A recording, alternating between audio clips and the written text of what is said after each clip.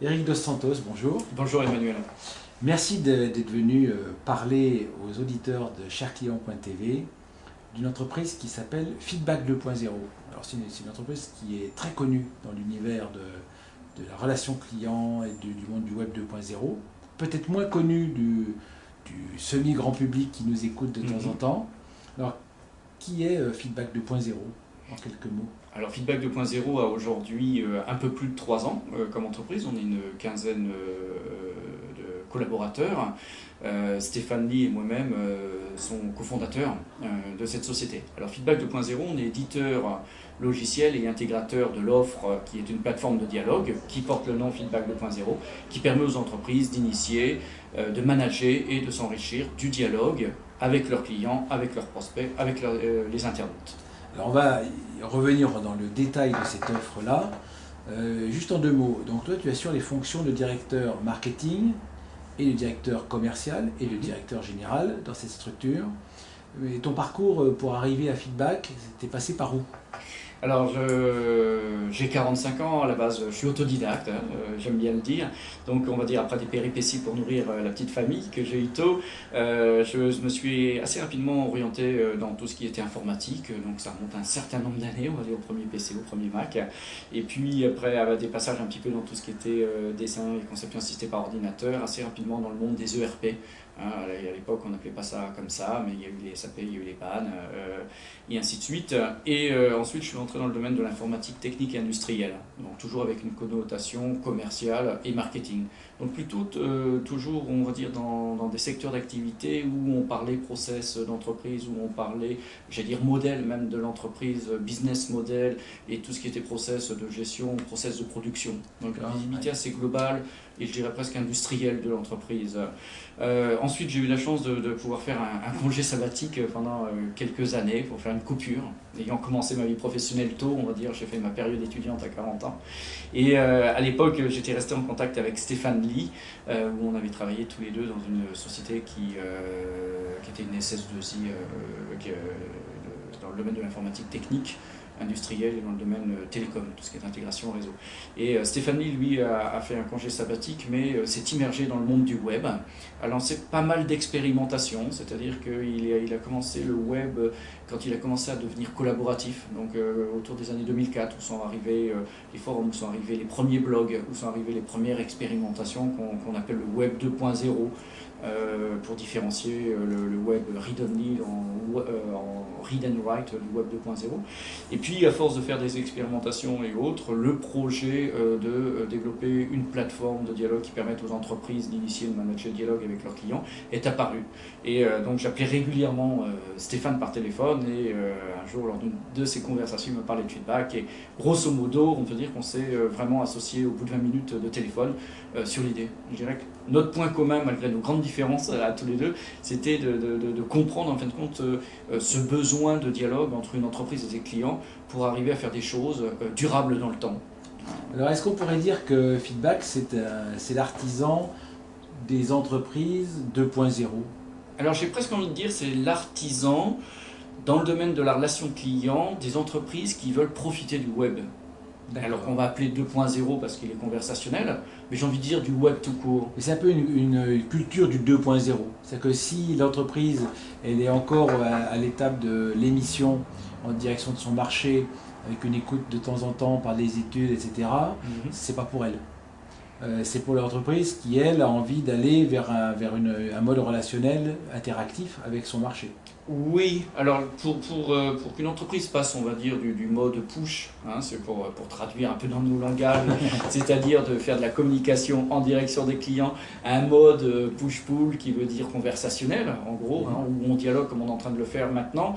Il y a toujours un bon moyen de faire prendre conscience à l'entreprise, c'est de taper le nom de ses produits, le nom de son directeur général, le nom de sa boîte, le nom de sa marque, dans un Google ou un MSN, dans un moteur de recherche, on va dire, international. De voir que la 10e page n'est toujours pas là. Donc et en exagérant un petit peu, on va dire qu'il ne va pas être dans les premiers liens, sauf les liens achetés, bien sûr, et que dans le domaine du référencement naturel, vont passer au-dessus des conversations qui sont initiées et gérées par des internautes qui n'ont pas les produits d'ailleurs de la fameuse boîte. Alors c'est ça l'idée de base, c'est-à-dire les conversations entre internautes, c'est quelque chose qui va faire la richesse des entreprises de demain.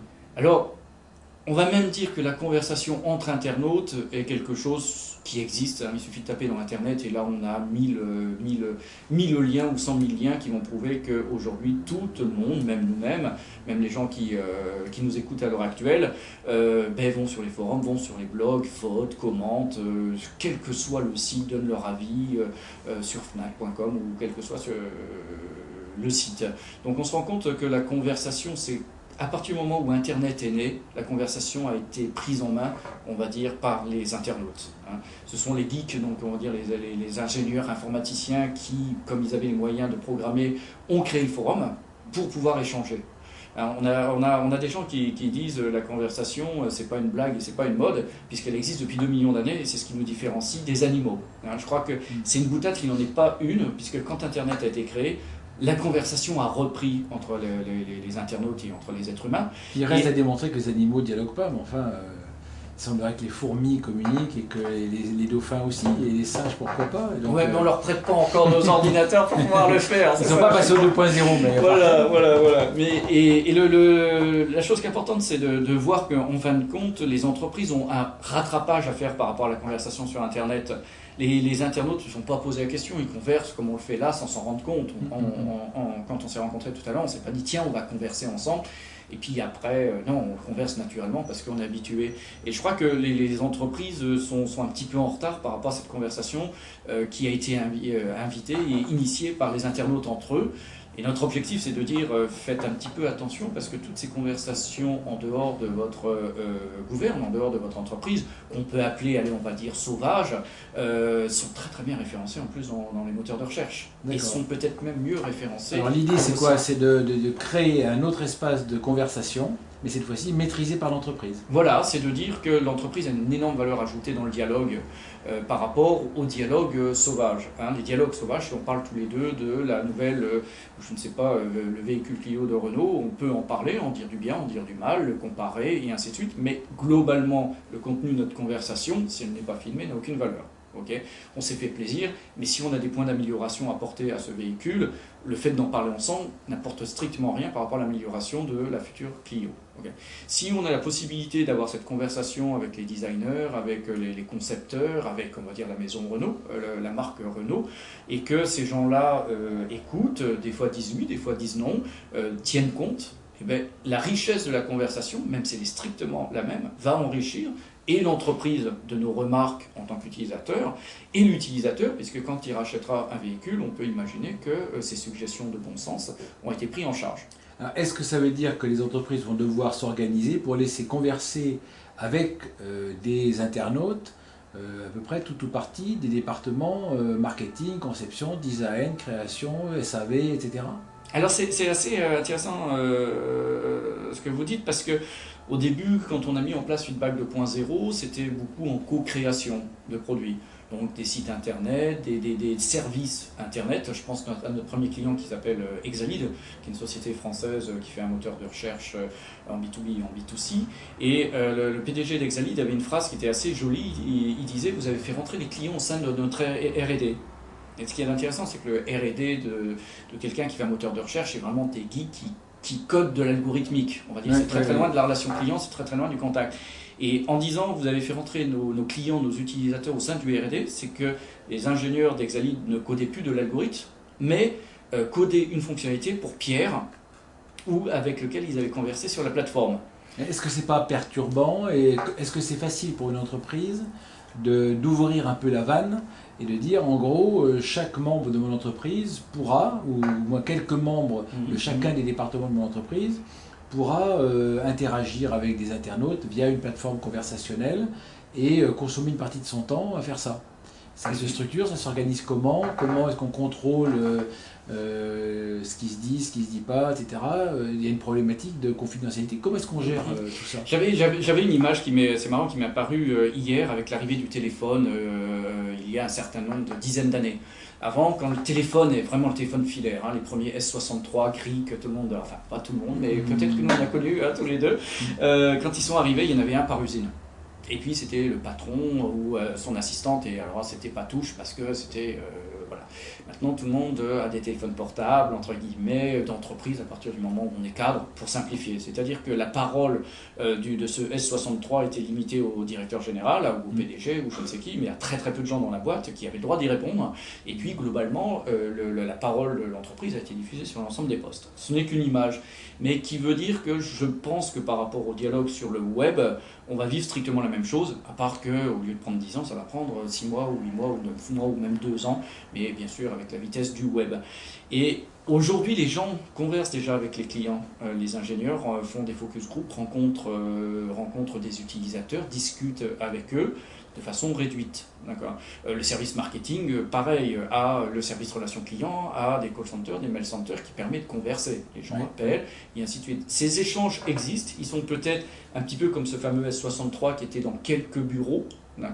Je pense que du Internet, vu que tout le monde cause avec tout le monde sur Internet, on va arriver strictement à la même mutation.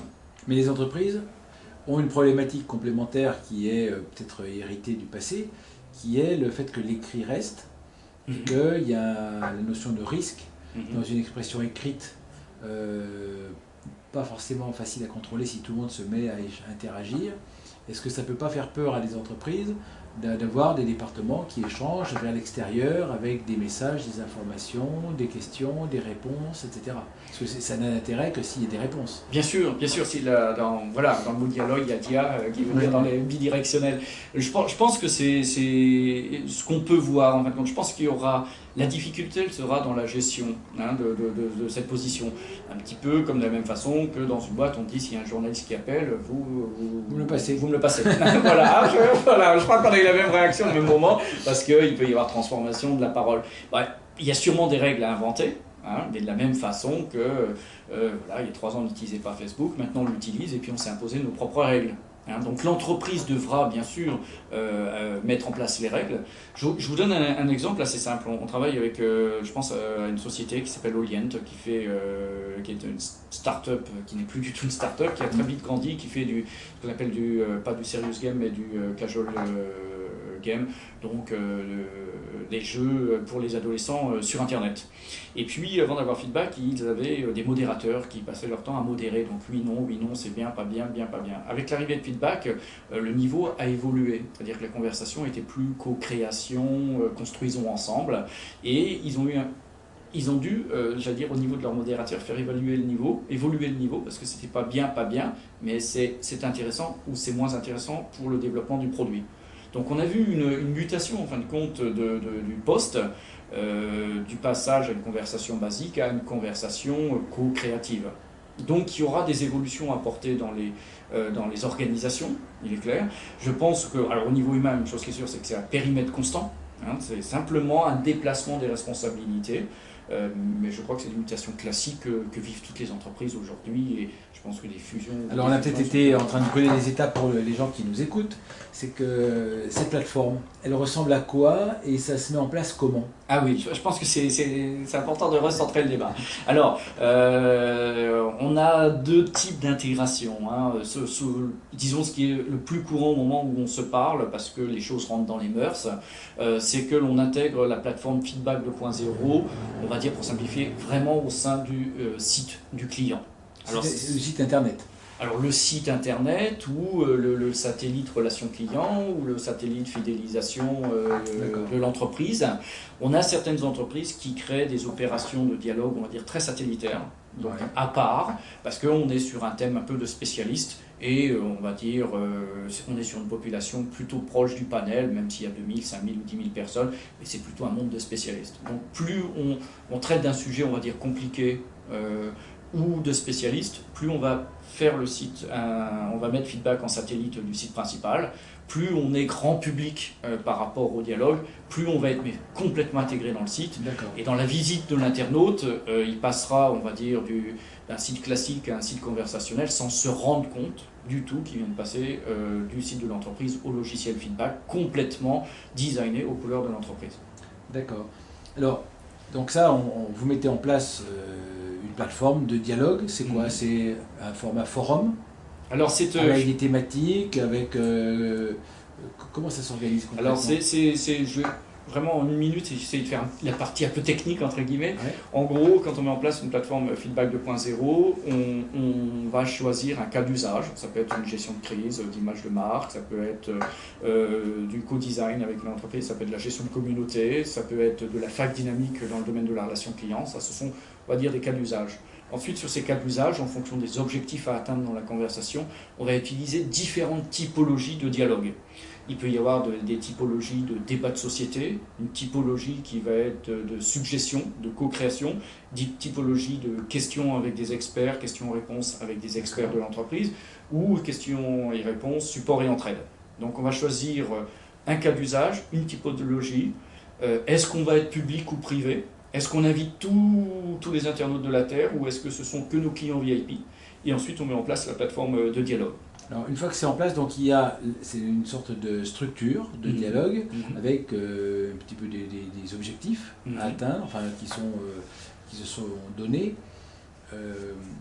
Ça démarre comment? Alors, on va prendre quelques exemples concrets. Par exemple, on travaille avec SNCF, que tout le monde connaît, et SNCF, via sa plateforme qui s'appelle Opinion et Débat, donc il y a un petit nom, c'est la partie conversationnelle de toute la SNCF, et SNCF invite l'ensemble des Français, on va dire, des clients ou non, ou des prospects, à venir poser des questions à une vingtaine d'experts qui sont disponibles sur la plateforme.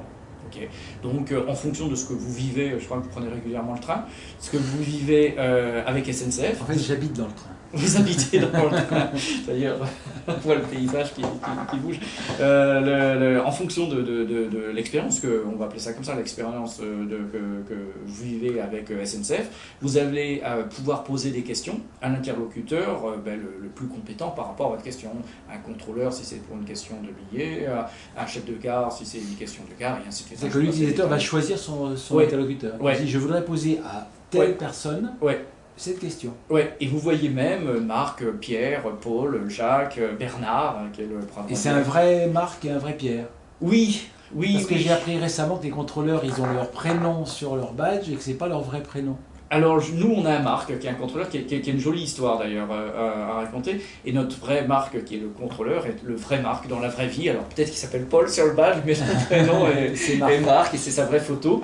Et alors comment Marc il est certain que ce qu'il va écrire et ce qu'il va répondre, ça va plaire à tout le monde et qu'il risque pas de se faire taper sur les doigts? Alors sincèrement, SNCF est une maison assez intéressante pour ça parce que ce que dit SNCF ne plaît pas toujours. La réponse n'est pas toujours dans le sens de celui qui a posé une question. Je vous explique par exemple... Ça oui, mais est-ce que la réponse de Marc n'est pas dans le sens de ce que souhaite Guillaume Pépi? Comment est-ce que Marc peut faire pour en être sûr? Alors, Marc, on va dire que vous posez une question à Marc sur un contrôle, sur un billet, sur je ne sais quoi, et puis Marc vous répond.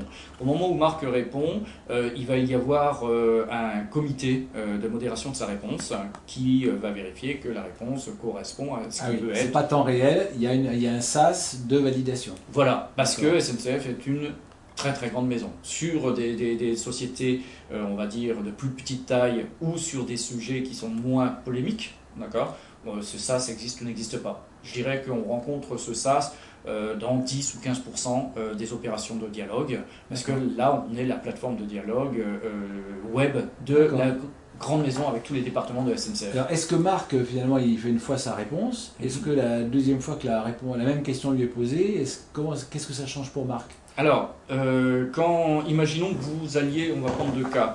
Le premier cas, vous allez voir, est un cas qui existe de moins en moins. On dit que vous allez sur cette plateforme parce qu'elle existe, parce que vous l'avez connue grâce à cette interview, par exemple. Et puis vous allez sur Opinion Débat de SNCF et puis vous posez une question qui a déjà été répondue par notre contrôleur Marc. Au moment où vous allez taper les premiers mots de votre question, vont arriver les autres questions déjà répondues. Reprenant, on va dire textuellement, le texte que vous avez tapé. C'est un peu le principe de la FAQ. Voilà, de la FAQ qui, en fonction des mots que vous tapez, il y a une mise à jour automatique des questions répondues qui correspondent. Donc l'objectif, c'est de vous apporter, vu que là on est sur une typologie question-réponse, de vous apporter au plus vite la réponse à votre question. Si la question que vous posez n'existe pas, ou celles qui vous sont proposées ne correspondent pas exactement à la situation que vous avez vécue, vous pouvez aller jusqu'au bout et Marc vous répondra. en fonction D'accord. du- Donc tant que vous n'en êtes pas là, vous avez conscience d'être dans une FAQ classique, Mhm. et c'est s'il n'y a pas la réponse, et vous dites non, maintenant j'ai pas trouvé mon bonheur, je clique et c'est vraiment Marc qui va me répondre. Et c'est vraiment Marc qui va vous répondre. Et si D'accord. c'est pas Marc qui va vous répondre, ça sera quelqu'un de son équipe qui sera identifié, qui répondra, D'accord. on va dire, de la Et responsabilité. ça, c'est de vrai Marc. qu'on a l'impression tout d'un coup de récupérer un peu de personnalisation dans la relation. Oui, c'est l'humanisation, en fin de compte, j'allais dire, de la relation. D'accord.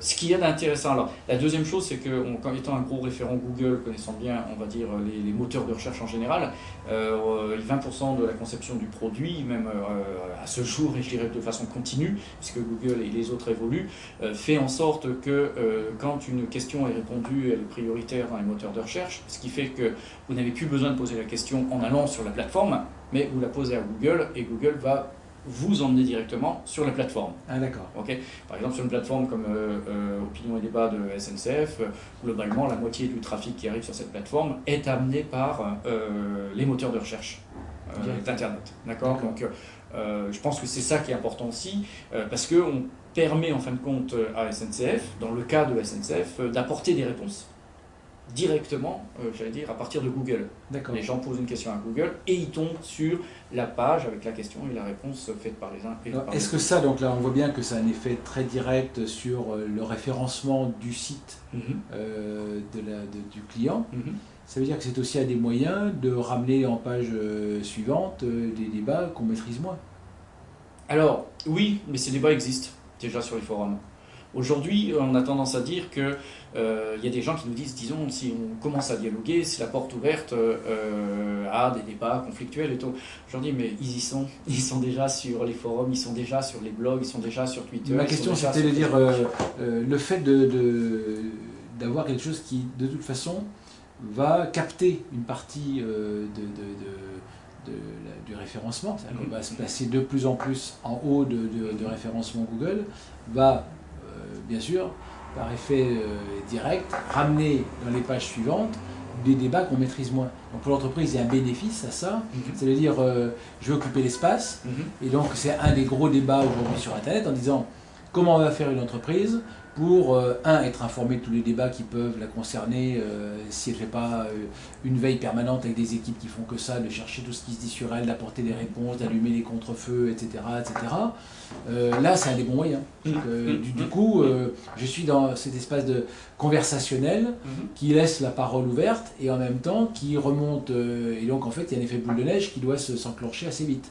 Ah oui, c'est assez rapidement. On est agréablement surpris d'ailleurs par le côté référencement naturel qui est vraiment intéressant. Hein. Donc bien sûr, les gens qui ne veulent pas rentrer en dialogue avec SNCF iront sur les forums, mais en règle générale, on se rend compte qu'on préfère parler aux gens qui vont nous apporter la bonne information, globalement dans 80% des cas.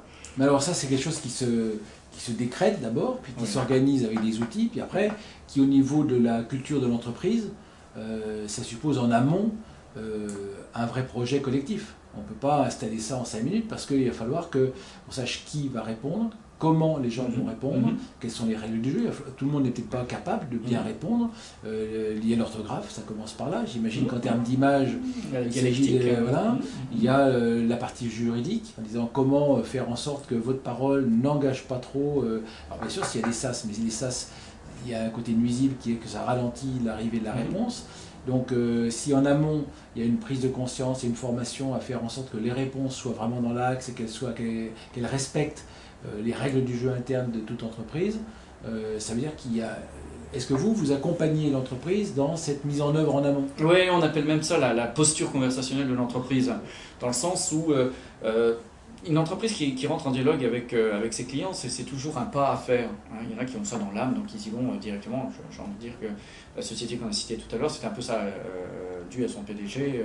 Il avait ça dans l'âme. Bon, voilà. Très communicant de nature. Oui. Voilà, donc dialoguer avec ses clients, ça lui paraît naturel, et pareil pour les gens de son équipe. On se rend compte ensuite que, bien sûr, au début, il y a des règles, il y a un petit peu des procédures en interne, et qu'ensuite, il y a les gens, au bout d'un mois, quand ils voient ce qui se passe, comment ça se passe sur la plateforme, il y a une décompression de l'entreprise, qui se disent c'est pas si dur que ça, en fin de compte c'est comme dans la vraie vie, à part qu'on est lu par beaucoup plus de monde que dans la vraie vie. D'accord.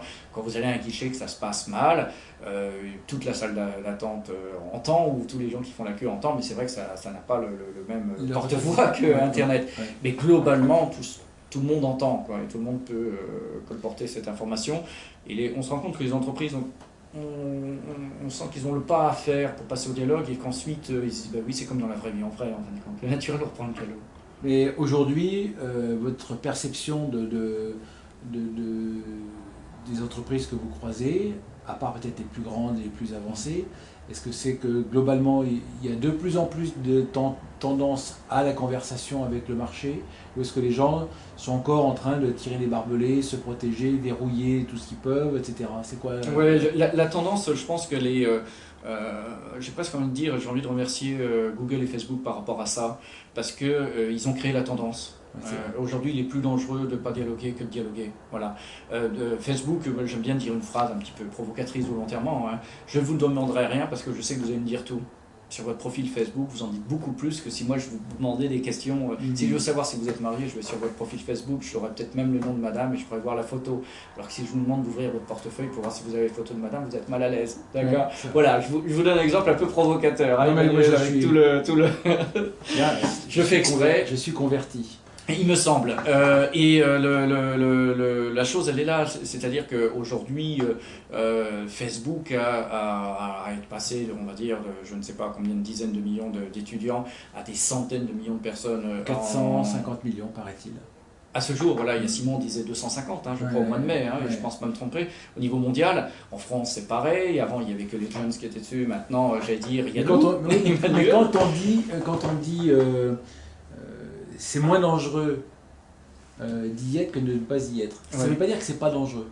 Ça veut dire qu'il y a malgré tout une éducation à faire. Et quand il s'agit de l'entreprise et de l'ensemble de ses membres, et a fortiori si ces membres sont répartis et qu'on ne les a pas forcément toujours en contact et qu'on ne pense plus forcément que qui peut être amené à prendre la parole, ça veut dire que la mise à jour de la prise de parole, etc., ça devient un vrai travail. Donc il y a des nouveaux métiers qui sont impliqués par cette nouvelle posture.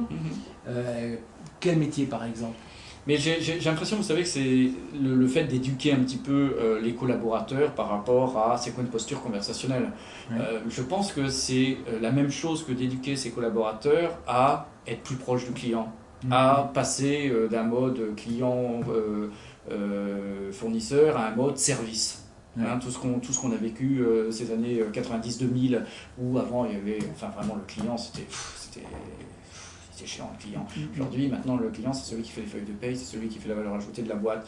Je crois que c'est la même chose aujourd'hui, que tout le monde a, on va dire tous les cadres ont un profil LinkedIn par exemple, Viadeo et autres, sur la partie réseaux sociaux professionnels.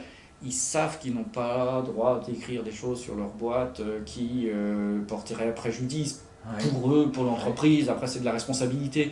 Donc, je crois qu'on a déjà habitué les réseaux sociaux professionnels, LinkedIn, Viadeo, pour ne pas les citer, ont déjà habitué un petit peu chaque individu dans l'entreprise à gérer la posture conversationnelle qu'il doit avoir au nom de son entreprise. Je crois que c'est une éducation un petit peu... je ne suis pas sûr que les entreprises aient pris la conscience suffisante de ces profils personnels, des collaborateurs, de la nécessité des mises à jour, de la validité des informations qui sont communiquées, parce que c'est plus vécu comme des espèces de CV mis en ligne et qu'on enjolive un peu. Et je crois que si l'entreprise prenait, d'abord elle n'a pas forcément le droit d'aller y mettre son nez, et elle ne le fait pas en général. Et si elle y met son nez, elle ne peut pas tellement intervenir dessus. Et donc, justement, il y a ces problématiques-là. Est-ce qu'il y a des missions, par exemple, comme être juriste Internet dans une entreprise? Ce n'est pas un nouveau métier à inventer. Quelqu'un qui va justement faire en sorte que le discours démultiplié, parce que les prises de parole ne sont plus ramenées à une ou deux personnes habilitées, mais à l'ensemble des gens qui vont être dans ce parcours conversationnel. Ça veut dire qu'il va falloir qu'il y ait des missions nouvelles d'éducation, de contrôle, c'est pas si d'éducation même, avant même le contrôle, d'éducation. L'orthographe, par exemple, est-ce qu'on va être obligé peut-être de revenir à des améliorations du niveau d'orthographe moyen, si on veut maîtriser l'image? Est-ce qu'une entreprise va dire ok, c'est pas grave puisque maintenant tout le monde écrit en faisant des fautes et qu'on s'en fiche? Est-ce que c'est grave? Est-ce que c'est pas grave? Est-ce qu'une entreprise va dire bah non, bah tant pis, la vie est comme ça, on fait des fautes, on écrit en langage SMS? Ou est-ce que non?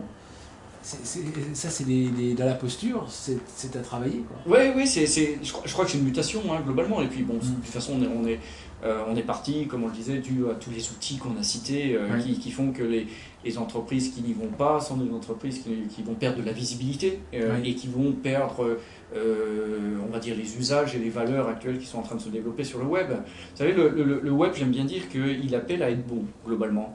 Parce que si je raconte une grosse blague là, entre nous deux, vous allez dire qu'est-ce qu'il est idiot ce garçon. Si je dis devant la caméra, je vais prendre un risque supplémentaire. Si je dis sur Facebook, j'ai plus d'amis. D'accord. Donc en règle générale, quelqu'un qui est pas bon, qui est mauvais sur Internet, ça se voit instantanément. Donc j'ai l'impression que ce qui est relativement important, là je fais juste un aparté, de dire qu'il faut éduquer nos enfants aussi par rapport à Internet. D'accord. Ça ne sert à rien que quand il y a une soirée d'étudiants, de mettre 150, de vider la mémoire de son appareil photo sur Facebook. Je crois que ça ne sert à rien. Hein, c'est pas... Oui, à mon avis, ça on en parle beaucoup, mais c'est pas forcément, je crois que on en parle beaucoup, c'est un autre sujet, mais c'est de dire que les recruteurs vont regarder que si... Oui, je pense qu'on écrit plus de choses qui se passent. Je pense que le recruteur, il va tomber sur le fait qu'un jeune, ça passe parfois du temps dans des soirées à boire un coup. Si c'est un scoop pour le recruteur, c'est peut-être un rôle de recruteur. Oui, je pense qu'ils ne vont pas rentrer dans l'entreprise. Ils ne vont peut-être pas se faire embaucher, peut-être. Mais non, je crois qu'il y a le côté un petit peu journalistique qui met en avant certaines choses et puis certaines anecdotes qui existaient aussi sans Internet à la base. Hein. Mais je pense que dans le dialogue entre l'acteur de l'entreprise et le marché, il va y avoir, par exemple, on dit voilà, on va être co-concepteur du futur produit de l'entreprise parce que je suis un internaute, early adopter, très, très branché, très fanatique de l'entreprise.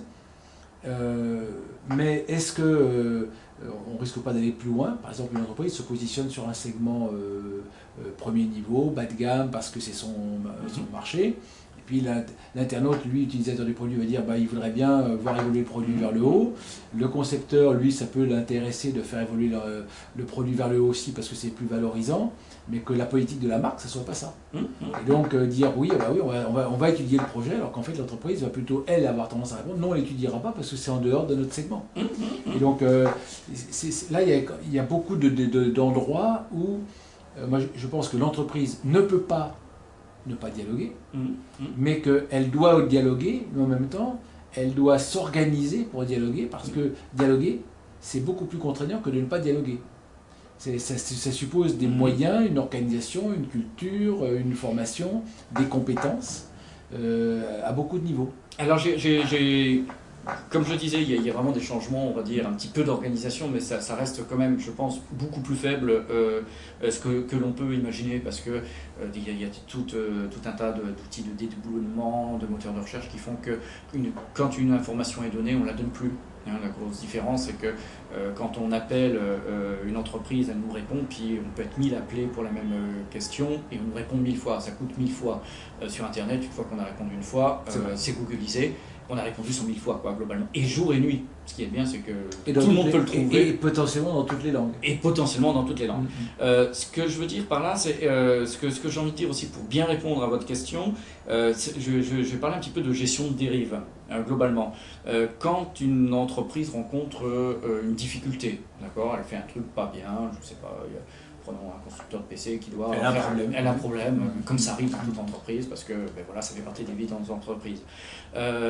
Si dans les forums on en parle, sur les blogs on en parle partout, gérer la dérive du nettoyage, on va dire, de tout ce qu'on dit sur elle est très très très coûteux. Hein. C'est comme une dérive, quand on prend le chape de plomb, il est très, au début c'est facile à régler, mais quand on la prend sur la tête, même à 100 000, on se fait écraser par le phénomène. Donc j'ai envie de dire qu'à partir du moment où on initie le dialogue et qu'on rencontre une difficulté, on va pouvoir gérer la dérive, mais à partir du moment où elle existe. Parce que les gens savent que vous êtes là, ils vont venir en priorité là, et vous allez pouvoir dire on a été mauvais sur ce coup-là, ou voilà, on a un problème avec un sous-traitant en Chine, on va reprendre toutes les machines. Voilà, ils vont dire ce qu'ils vont faire, mais de toute façon ils l'auraient fait quoi qu'il arrive, parce qu'il y a des lois, que ce soit en Amérique ou en Europe, qui régissent ça.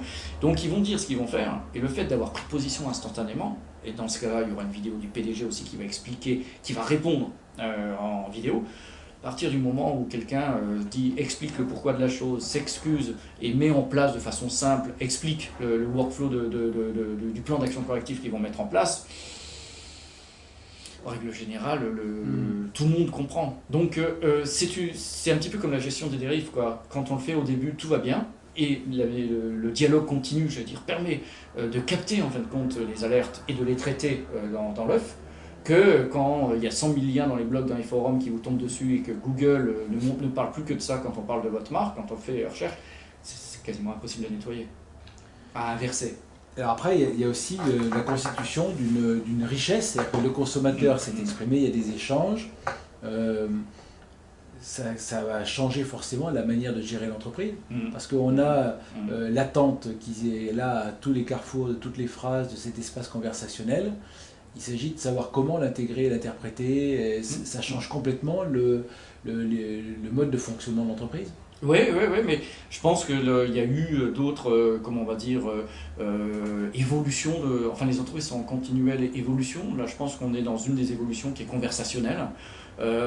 Aujourd'hui, partout, il y a le mot conversation, il y a le mot avis, venez débattre, que ce soit à la télé, dans les journaux, à la radio, partout. Hein, je veux dire, il n'y a plus une phrase sans débattre. Je sais pas, même les dernières publicités de Microsoft sur Windows 7, je crois de mémoire, où vous voyez quelqu'un qui dit c'est moi qui l'ai fait. C'est fou, quoi. Je veux dire, voilà, on est dans l'évolution de la conversation, parce que Internet permet la conversation, parce que, j'aime bien dire, pendant 2 millions d'années, les êtres humains ont conversé. Au Moyen-Âge, tout ça, ça conversait. Et puis ensuite, pendant 30 ans, on a eu les mass médias, où les entreprises ont oublié la conversation, parce qu'ils avaient les moyens, avec la télé, avec les journaux, avec la radio, de de pousser. Et puis, tout ce qui passait à la télé était devenu parole d'évangile. Moi, je suis né dans un foyer où il y avait la télé, et c'est vrai que la télé, les pubs étaient paroles d'évangile. Donc les marques sont devenues très puissantes. Et puis, dès que Internet a été créé, la conversation s'est réinventée. J'ai un ami qui dit, voilà, la conversation, sur 2 millions d'années, il y aura eu un petit accident de 30 ans, mais qui ne restera pas dans l'histoire de la conversation. Parce que 30 ans sur 2 millions d'années, c'est pas beaucoup. C'est vrai. Sincèrement, je le pense, c'est une boutade, c'est un sourire, mais globalement, la conversation s'est réinvitée à partir du moment où Internet l'a permis. Donc, c'est pas une mode, c'est pas un truc qui va durer 2 ans, c'est quelque chose qui va vraiment remodifier, je dirais, l'organisation des entreprises. Alors, ce qui est bien, c'est que la conversation, c'est une notion humaine, et même si les entreprises avaient oublié, dû à ces 30 ans de mass média, ils vont s'y remettre naturellement. C'est pas non plus une révolution, c'est une évolution, et j'ai l'impression que tout le monde a y gagné. Hein. Moi, j'aime bien dire, quand il y a un conflit entre 2 personnes, on met un médiateur. Ce médiateur, qu'est-ce qu'il fait? Il fait converser. Donc, c'est pas nouveau, c'est pas un truc j'ai 2 questions déstabilisant. Alors, quel est l'avenir de la conversation? Parce que dans la relation client, la conversation, c'est une sorte de manifestation de ce qu'est le fond de la relation. C'est que c'est par la relation, par la conversation, que la relation se manifeste en quelque sorte. On se comprend, on s'apprécie, on s'adore.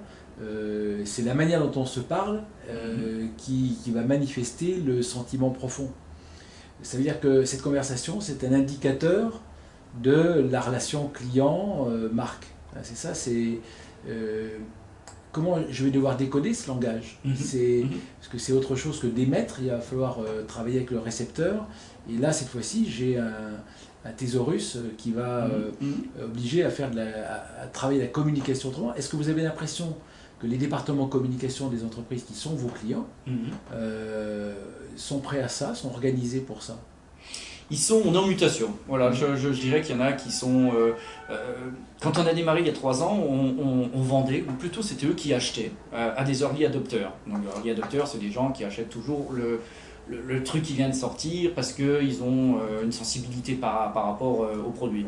Donc je disais qu'on proposait eux acheter parce que c'était des gens qui étaient déjà, je veux dire, conversationnels dans l'âme. Ce qui veut dire être humain de base, hein, entre guillemets.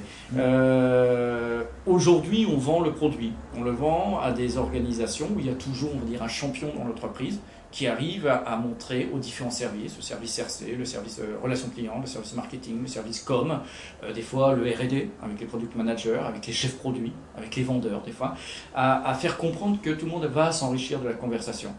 Je ne dis pas que tout le monde, parmi les 6-7 services, sont au même niveau par rapport aux champions de la boîte, d'accord, qui poussent le produit. Mais on se rend compte qu'au bout d'un mois, c'est souvent celui qui était le moins volontaire qui en tire le plus de profit. D'accord. Parce qu'il y a des coûts. Maintenant, ce sont tous des êtres humains.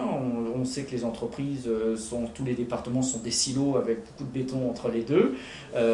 C'est vrai que la conversation, c'est une manière de faire plus transversale, alors que depuis 30 ans, on est en vertical. Alors l'avenir. Donc, l'avenir de votre solution. Alors l'avenir, j'ai envie de dire une phrase que tout le monde connaît, le mot CRM, qui est les outils plus ou moins larges de la relation client. C'est vrai que CRM, tout le monde en a sa définition.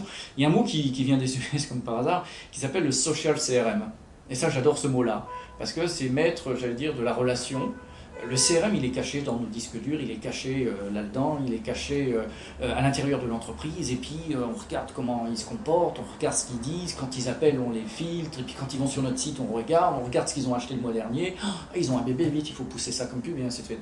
Social CRM, c'est la même chose, à part que le client va rentrer dans l'outil de CRM, et il va être conversationnel. Ouais, je crois que l'avenir, c'est, on va faire comme avant, les entreprises vont vendre, ils vont faire du profit, ils vont avoir des salariés qui vont embaucher et ainsi de suite. Les clients vont continuer à aller dans les magasins ou sur les sites de e-commerce pour acheter. Jusqu'à là, je dirais, il n'y aura pas de grands changements, à part que la relation, je dirais vraiment la relation, comme on peut avoir là, va prendre une part d'importance beaucoup plus importante, va aller de beaucoup plus loin. Et j'ai envie de dire, avant on disait les usagers de la poste, maintenant on dit les clients de la poste. Voilà. C'est rajouter la conversation. Alors, autre question, là on part du principe, en quelque sorte, ça revient à admettre que l'internaute, quand il est early adopter par exemple, a un avis autorisé. Alors c'est l'avis du consommateur, donc c'est un avis important. Mais est-ce qu'on peut penser que écouter bien ce consommateur de nos produits d'aujourd'hui va aider mieux à concevoir les produits de demain? Alors, par exemple, est-ce qu'on peut imaginer que des utilisateurs des anciens téléphones portables étaient les mieux placés pour faire inventer l'iPhone d'aujourd'hui? On pourrait prendre le même exemple avec le disque laser par rapport au vinyle. Oui. Ce qu'on peut dire, c'est que par exemple sur les plateformes de co-création, si on va prendre la co-création, on n'est jamais à l'abri de l'idée géniale, du savant fou, entre guillemets, mais je pense qu'il ne faut pas du tout avoir l'ambition de le trouver. À chaque fois. À chaque fois, et même dirais tout court. J'allais dire, les bonnes surprises, elles sont là pour être surprenantes. Okay. Par contre, de connaître l'usage que font les gens de votre produit, de connaître quelles sont leurs attentes les plus grandes. Les gens peuvent voter, peuvent commenter ceci, donc on sait calculer des volumétries par rapport à, on voudrait que ça soit bleu alors que c'est rouge, ou on voudrait que les Apple ils soient un peu colorés une fois dans leur vie, d'accord. On voit si c'est 10%, 15%, 20%, 100%, d'accord. Donc c'est plutôt les grandes tendances, l'usage que font les gens, et puis souvent des idées de bon sens. C'est-à-dire par rapport à vraiment... Identifier des freins évidents. Des freins évidents, parce qu'on est trop dedans, on les a pas vus. Les gens, il y a un concurrent qui est sorti, et puis globalement, on aime bien ce qu'il fait. Et les gens vont le dire, vont pas hésiter à dire que ce qu'on regrette chez vous, c'est que vous n'avez pas la touche bleue. Alors que maintenant tout le monde l'a. La touche bleue, on dit que c'est telle société, et que globalement, même s'il faut se rapprocher de la touche bleue, même si ce ne sera pas exactement.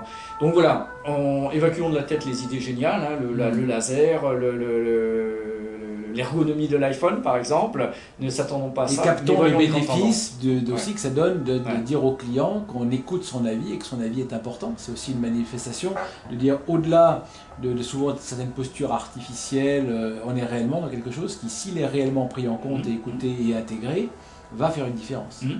Tout à fait. Et on a certaines plateformes où il y a des clients qui mettent un peu le process de où ils en sont dans les idées.